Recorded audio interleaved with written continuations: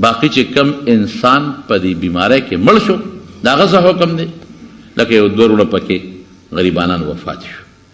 په پاکستان کې، په نورو ملکونو کې چې کم مسلمانان مړ دي، ګورې کافر نه، چې کم مسلمانان. نو نبی کریم صلی الله علیه وسلم فرمائی الطاعون شهادت کل مسلم، طاعون بیماری وبا د مسلمان د پاره شهادت دی. چې کم پکې مړ شو شهید دی د خدای په نس. دا کم مرګري چې منګا درګه کې غریب بلود وفات شو، وګوره څونه برکت انسانو دا عمرې نه راغی، ګوره عمرې نه راغی، ګناه ورته خدای هلته معاف کړه چې راغی نو خاوره د دې ځای وه، په دې بیمارۍ کې غریب لاړ وفات شو. نو دا زنم حضور پاک فرمایي چې طاعون شهادت کل مسلمین، د هر مسلمان د پاره شهادت دی. او د خدای غضب راځي د ګناه د وجې نه، موږ به استغفار وایو، الله به خوشحاله شي، د ګناه نه به معافي غواړو، توبه به وباسو. نو خدای پاک د کوټې ګوټ تم دا شی در رسول شي، هغه ځای نه به خدای اوچت کړي د هغه مریض نه، او د کوټې په ګوټ کې به او دا لومبې چا راوسته اوښانو متعلق نبی علیه السلام مبارک ته یو صحابي وي خشته اوښانې مزیدار، او چې بل اوښ ورسره خارښتي او ځای شي په ټولو خارښ ولګېږي. الله د دې یو نه بل ته راولي. رسول الله مبارک وفرمایل لومبي ته چا راوستی دی؟ فمن اعد الاوله، یو لومبي ته چا راوسته؟ الله. نو چې کم ذات لومبي ته الله راوست، هغه ذات د دویم دریم څلورم پنځم تام لګولی شي. نو ګوره بیماری راوستون کې او بیماری ختمون کې او لرې کون کې څوک شو؟ رب العالمین دی. دا خو چې پخوا قومونو به معمولي غوندې غلطي وکړه، د الله د طرف نه پې غضب راغی، په لکونو زرګونو به مړه شو. دا خو د رسول الله مبارک برکت دی چې موږ ته خدای پاک صبر کوي. خو جټکې یې راکړې ګورې، یو ځل یې د زلزلې جټکه درې درکړه، بل ځل یې د سیلاب جټکه درکړه، او بیګې دله په پېشمني کې د ګلی جټکه هم درکړې ده، په شین اسمان یې در باندې ګلی ورولې ده، بې بارانه در باندې بیګا په موږ باندې خدای ګلی ورولې ده. دا خدای پاک ښیي، اوس هم خلک توبه نه وباسي.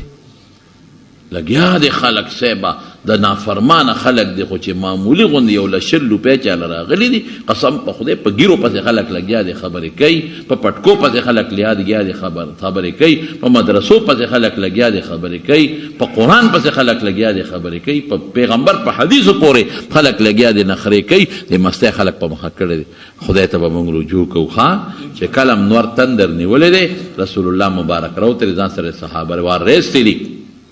او مونځ یې کړی دی چې کلم باران بند شوی دی، رسول الله مبارک د کلي نه بهر اوتی دی او ځان سره صحابه بوتلی دي او ګړګړا کر په جړاګانو کې رب العالمین ته سوالونه کړي، دعاګانې کړي دي، خدای پاک باران بند کړی دی. نو ایمان به مضبوط محکم ساتو، یره به نه کوو، یره به بالکل نه کوو. دا به ایمانی چې چاله کم وخت مقرر دی او کم سبب مقرر دی، نه ته هغه بدلیدی شي او نه ته هغه تلی شي.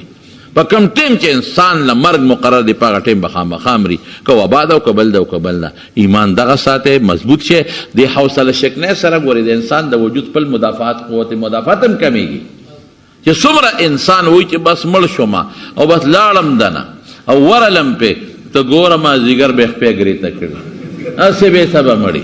نو حوصله شکني به نه کوئ، مضبوطه قوت په سپیس کوي، ایمان به دا لرئ چې دا مرض خدای لګوي، لړکوي خدای پاک، چې وخت مې مقرري مرم به پې، که مقرر نی نه به مرم. احتیاطي تدابیر او اسباب هغه زمونږ په لاس کې دي. مونږ به خامخا اوس یو سړی وایي مړه زهر دی وخوره چې په خدای بروسه کوه، داسې خو به نه کوې. کنه تعالی خدای پاک دماغ درکړي، خدای پاک اسباب درکړي، کوټې نه ټوپ کا مړه کوم مقرري خو مړ به شي او کني نه خامخا دې مقرره ده، ولې کوټې نه ټوپ وی. نو اسباب تعالی خدای درکړي دي، نو د خپلو اسبابو په تناظر کې به ته خپل احتیاط کې، پرهیز به کې. ډاکټر یا سرکار چې درته څه وایي هغې به عمل کوو که خیر انشاءالله. صرف دومره ده چې شرعي خبره کې مونځ به نه پرېږدو، جومات به نه پرېږدو انشاءالله العزیز. بل رب ته به راځو، رجوع به کوو، جړا به کوو، استغفار، تسبیحات او خیراتونه به کوو او الله نه به سوال وکړو. یا الله دا بیماری خدایا، دا چې کوم کورونا ویروس دی رب العالمین ته لرې کې خدایا، چې کوم مسلمانان پکې مبتلا دي. کم مسلمانان په دې کورونا وایرس کې مبتلا دي، رب العالمین هغه مسلمانانو له شفا ورکې، خدای هغه مسلمانانو له روغ صحتونه ورکې، خدای ته ول شفا ورکې. الله د ټولو مسلمانانو ملکونو د مسلمانانو حفاظت نصیب کې، او الله د دې وجه زمونږ ګناهونه دي، خدای زمونږ ګناهونه مونږ ته معاف کې، خدای د ګناهونو ټولو مسلمانانو نفرت پیدا کې، مونږ له د توبې او د استغفار توفیق راکې، الله د توبې او د استغفار توفیق راکې، خدای د مستۍ نه مو ساتې، مستو نه مو ساتې، د عاجزۍ او الله د حیا او د عزت زندگی زمونږ او زمونږ د درانو نصیبه کې. چې کم پکې وفات شوي دي الله ته مغفرتونه نصیب کې، ته شهادتونه نصیب کې، او چې کمو کافران دي چې هغه مسلمانانو ته ظلمونه رسي او زیاتی کوي، خدای دا وایرس پاغي ورواچي او زمونږ ته حفاظت نصیب کې. رب العالمین چې کم بیماران دي روغ صحت او شفا ورکې، په دې مجلس کې یا په کورونو کې کم بیماران دي الله ټول له شفا ورکې، قرضداران د قرضونو نه خلاص کې، زمونږ د حلال او فراخ روزي نصیبه کې. باید دوستان د هغوی ټلیفونونه کړي دي، څه بیماری تکلیفونه دي ورته دعا کوي چې الله ټول له شفا ورکړي. باید دوستانو دعاګانې غوښتې دي، نومونه نه اخلم، د چا په زړه کې چې څه حاجت یې الله ته ویله پوره کړي، چا ته څه ټینشن وي پریشاني وي الله هغه په خوشحالو باندې بدله کړي. خدای موږ د خپل قهر نه وساتې، د خپل غضب نه مو ساتې، د دنیا او د آخر د آفتونو نه مو ساتې، د مشکلاتو او د پریشانو نه په امن و امان کې وساتې، موږ د دې ملک حفاظت وکړي او زموږ د مسلمانانو حفاظت وکړي، او خدای پاک ته زموږ نه راضي شي. یو حدیث پاک دی عبداللہ ابن عمر رضی اللہ عنہ فرمائی چې کم سړی مري دې وصیت ځان سره ولیکي. بعضې وخت کې انسان باندې د الله څه حق لازمي، بعضې وخت په انسان د بنده حق لازمي، نو دې دا ځان سره ولیکي. لاول خو په ځان حق نه پرېږده ورکه، حکم مري او هغه وخت او د مرګه پورې د هغه حق نی ورکړې، نو وصیت وکړه وارثانو ته چې په ما د الله دا حق پورې دی یا په ما بنده دا حق پورې دا ورکې. دا د عبدالله ابن عمر رضی اللہ عنہ حدیث دی. دی حدیث یو راوی دی زید ابن اسلم رضی اللہ عنہ، دا خپل پلار نه نقل کوي چې حضرت اسلم دی، او وایي چې د عبدالله ابن عمر رضی اللہ عنہ دا حدیث مې مخې ته راغی، وی د شپې وده کېدمه نو ما قلم را واغشته او کاغذ مې را واغشته، او مې چې زه وصیت لیکم هسې نه مړ نه شم په دې شپه کې، قلم او دوات او کاغذ مې را واغشته چې دا وصیت لیکم، اوس سوچ کوم چې څه ولیکم، په ما څه حق دی څه را باندې نشته چې دا ولیکم. وی دې کې ذهن مې پریشانه شو، خوب راغی. وی چې خوب راغی هغه قلم او دوات دواړه مې کېښودل او هغه کاغذ مې د بالښت لاندې کېښود او وده شم. وی خو وینم په سپینو جامو کې خشته یو مزېدار سړی دی. وی مې چې ده په خپل کور کې مو دا سړی راغی، وی مې چې لکه تا له چا اجازت درکړه؟ وی ما ته وی چې ما له د کور مالک اجازت راکړی. وی مې چې ته یې څوک؟ وی زه اسرائیل علیه السلام یم. بس وی پر پیدو شو، اوس خوب یې نه که نه پر پیدو شو چې دا خو اسرائیل علیه السلام راغی اوس به رانه څه وباسي. وی ما ته مه یارېږه ټیم دې لا پوره نه دی، سا درنه نه وباسم اسې رالم. وی ما ورته وی چې ښه لا وخت شته، وی ما چې ښه د کامیابۍ یو شی راته وښایه چې زه به د الله د عذاب نه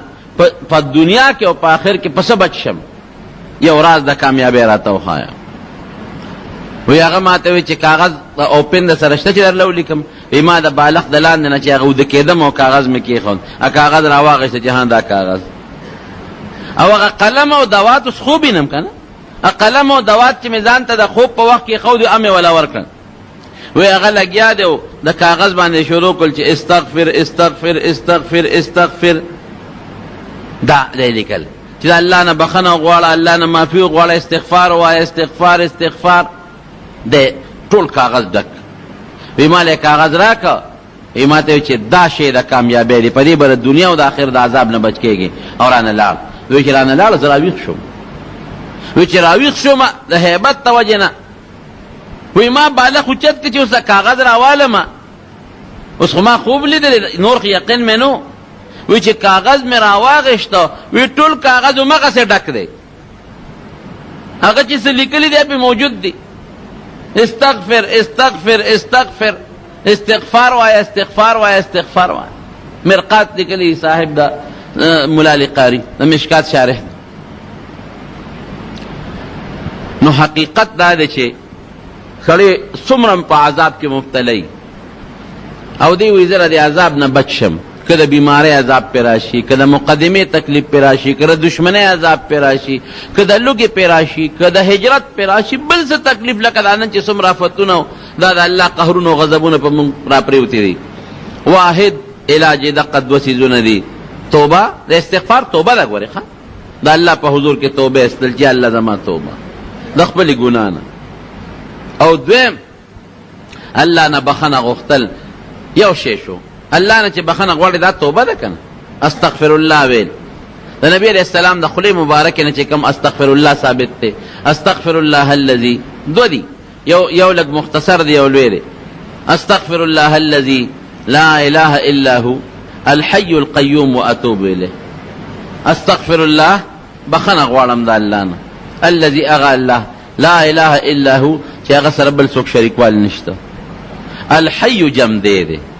القیوم د دې ټولو کائنات او اسمانونو د هغې نه پورته او لاندې او ځمکه او دریابونو چې څومره نظام دی د دې ټولو چلونکی الله دی واتوب الیه الله ته نه توبه وباسم د الله په حضور کې زه راجع کېږم ځان سر مې الله ته ښکته کړی استغفر الله الذي لا اله الا هو الحي القيوم واتوب الیه او که څوک دا نشي یادولی مختصر دی وی استغفر الله ربي من كل ذنب واتوب الیه استغفر الله ربي بخښنه غواړم د الله نه هغه الله چې زما رب دی من كل ذنب د هرې ګناه نه واتوب الیه الله ته توبه وباسم رجوع ورته کوم که دا هم نشي ویلی درته ګرانې نو پښتو خو دې یاده ده که نه یا الله ما وبخه یا الله ستا نه بخښنه غواړم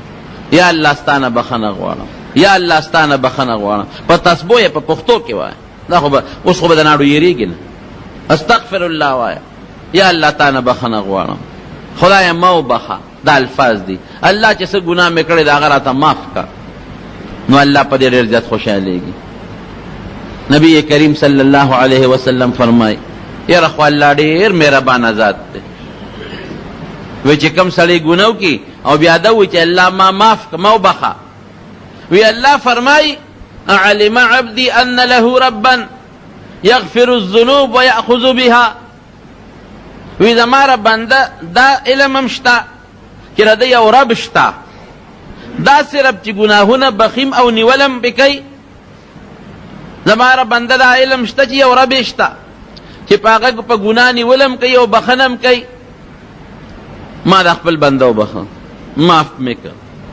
نو چې ته الله ته وې ای ربه ما وبخه استغفر الله ربي زه خپل الله نه چې زما رب دې بخښنه غواړم نو الله وی ښه ته ما رب منې ها او بیا چې ما نه معافي غواړې نو خو ما دا دې مقیده ده چې زه تا نیویم شم که نه دا دې مقیده ده چې ګناه معاف کولو والا ځیمه نو پروردگار فرمایي که ګناهونه دې دومره ډېرې چې د اسمان دې غاړو ته ورسي دا ټول به درته وبخم وی هېڅ پروا مې نشته لا وبالي پروا مې نشته زما رونو ټول الله ته سر به سجود شئ توبه وباسئ ښځو ته مو وایئ ماشومانو ته مو وایئ په خپله هم توبه وباسئ چې الله څومره ګناه مونږ کړې ده مونږ معافي غواړو الله په چا ظلم نه کوي او زیاتې نه کوي د الله د رحم د غضب او د الله د رحمت د دواړو مقابله چې راشي ان رحمتي سبقت غضبي الله وی زه غصه نه نازلوم ګورې زه رحم نازلوم غصه نه کوم لیکن الله غصه کوي چې بندې خفه کړي نو مونږ الله خفه کړی دی چې الله هم خفه کړی دی خپل پروردګار او خپل رب نو په مختلفو شکلونو کې الله خپل قهرونه او غضبونه په مونږ نازل کړي دي دا قهرونه غضبونه به په څه ختمېږي دا به په دقه ختمېږي چې مونږ د الله په حضور کې توبه وباسو